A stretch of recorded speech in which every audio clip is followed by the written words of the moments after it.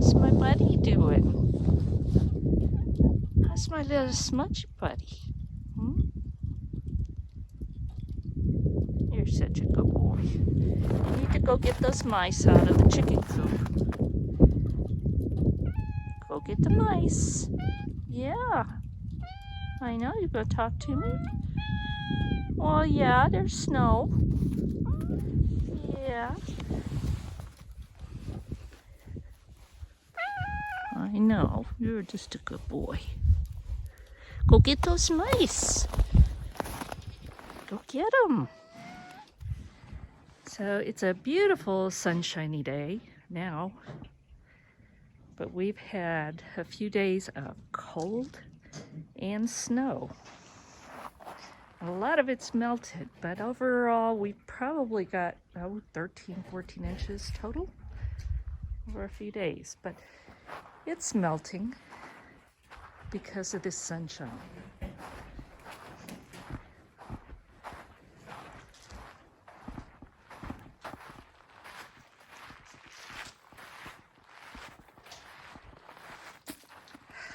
Today, I want to give you a greenhouse update.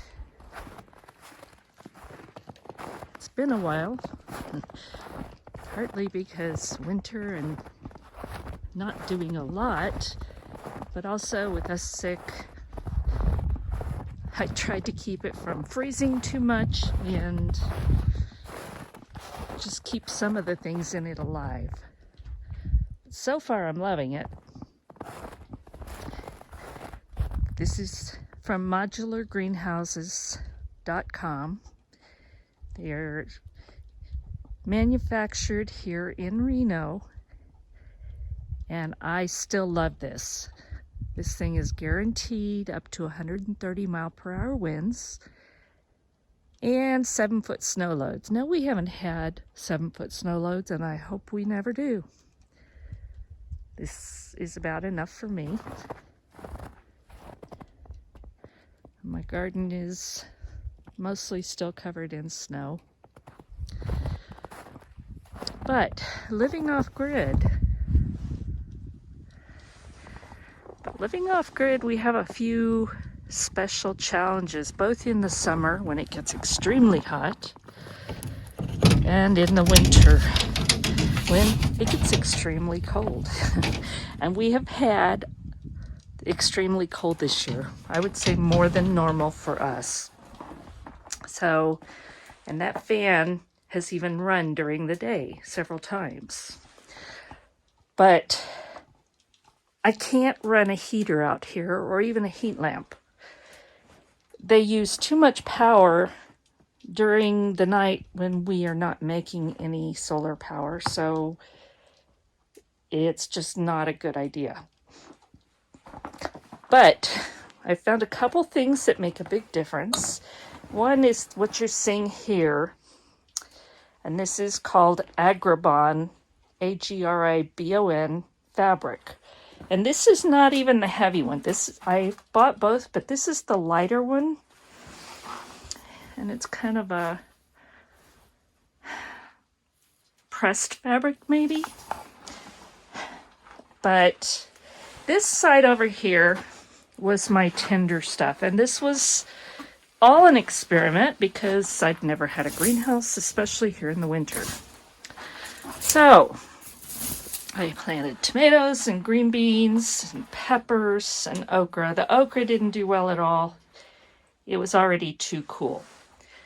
But I would say this worked as a season extender. I planted those from seed right there.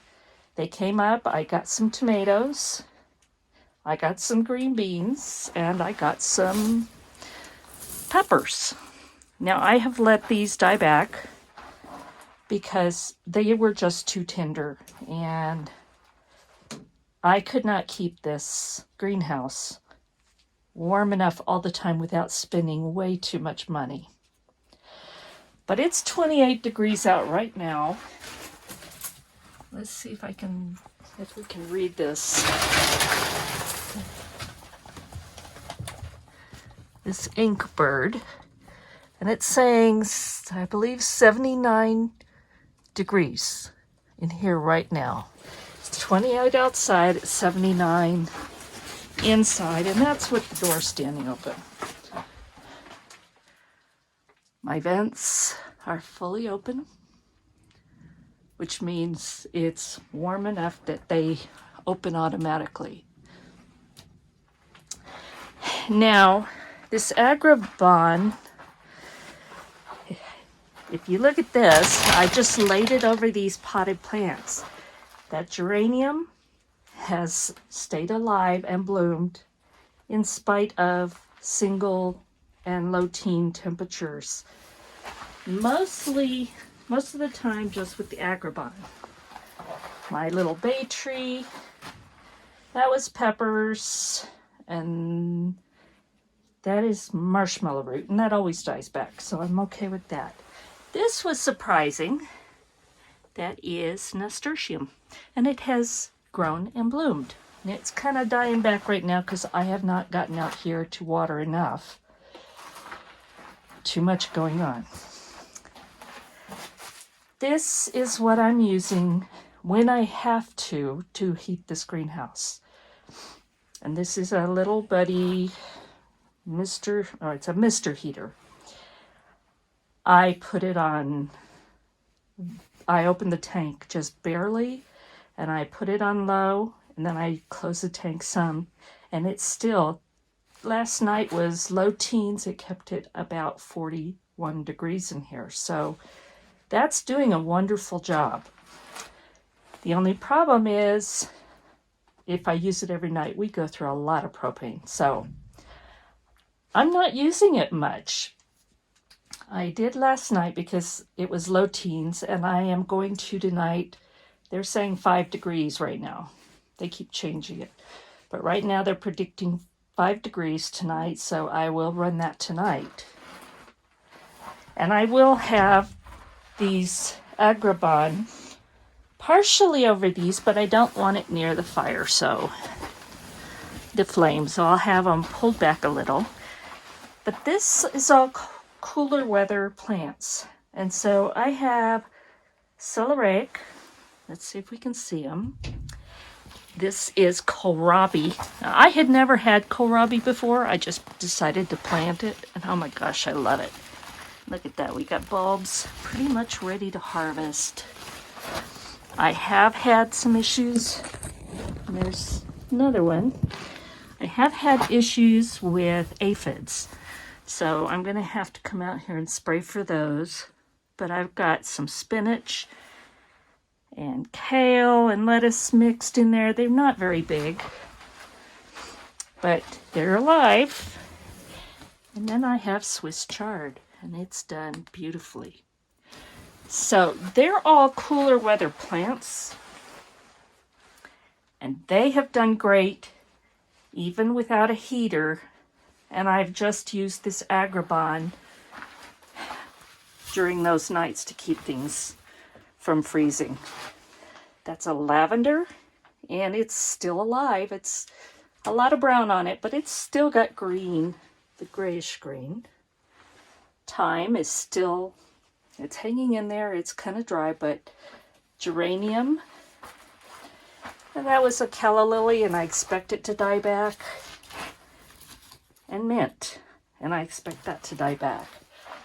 So mostly just using this agrabah, and I even leave it on all day.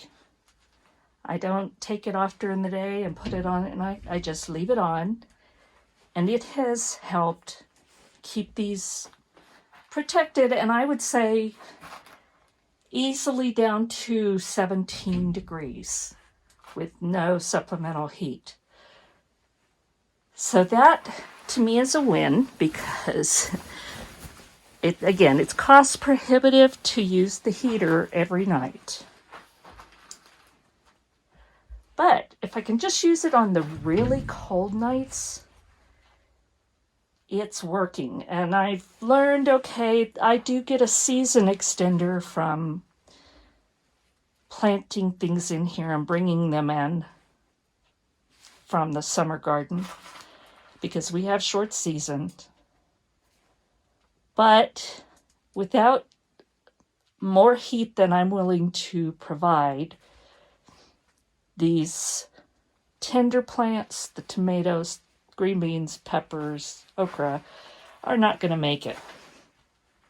But I'm going to tell you, standing here right now, with the sun shining through this thing, it's pretty warm. And I'm bundled up because it's cold outside. We did try bringing in that barrel and filling it full of water, and I've put some bags of dirt down there, hoping they would absorb enough heat. And we have decomposed granite here in the floor.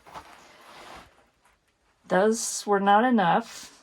They all help, but they're not enough. So I'm looking at other options, and I've got some ideas. I have some used brick that I'm going to be putting down for a floor in here.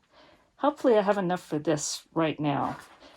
But I'm hoping right now, I'm starting the process to see what it's going to take to extend this greenhouse out another 8 feet, which would double the size it is now. And that's a wonderful thing about the modular greenhouses. You can add on. You can add on straight. I could even add on off the side if I wanted to. You get certain size though, and then you have to get permits, and I don't really want to have to go to that extent, and foundations and all of those things. So for now, I would like to have 8 by 16, and I am in contact with Josh at Modular Greenhouses now, and so hopefully I can get that thing on order, and this spring or summer, double my greenhouse, and I'll let y'all know how that goes. So that's my greenhouse update. You can see there's ice all over the outside of this, but inside it's 79 degrees. It's beautiful in here. So it's messy because I brought that dirt in to try and warm things up. The Agribon covers, I can't say enough. They're supposed to give you about 5-degree temperature gain. And I would say